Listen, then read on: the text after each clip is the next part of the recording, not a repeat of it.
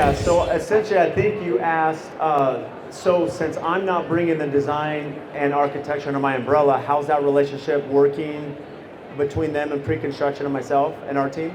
Right, and as well as the interaction with the client. And the designer or the architect. Okay, so this is really important that all of my designers have good contracts, right? I've seen where I've had some great designers that didn't have good contracts, and whoa, it's right there. So case in point, so we're cost plus, and one example I'll give one of the designers, and I'll answer this in a second, is the designer, bless her heart, she was amazing, super talented, but she itemized like everything. Instead of saying, hey, I'm gonna charge you like a flat fee and break it up. And so essentially she was saying every hour that she was like picking a paint color. And so she had in there an hour and a half to pick a paint color. And the client was like livid, calls me, super upset. I'm like, do you understand there's like 40 shades of white? Like, do you, like, this is a lot more complex than you're anticipating. So sometimes we can be too transparent. So that's why it's important for the contract. The designer has really good bulletproof contract that they're submitting to the client.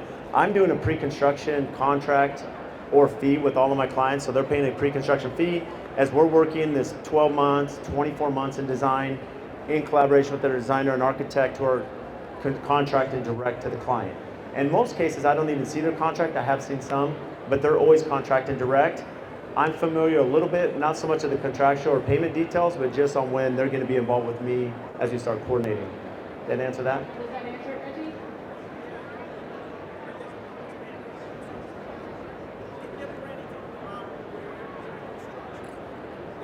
Oh, you're saying if there's an issue. And okay. No, when things go wrong. Okay, and things do go wrong, right? And so it really depends. Like if it's, I'm trying to think, I mean, we've had so many experiences with this, right? The reality is, and this is why it's really important that every designer is charging their worth, right? That you have enough money that you're making on fee, on markup on the product you're selling, just as I am as a builder.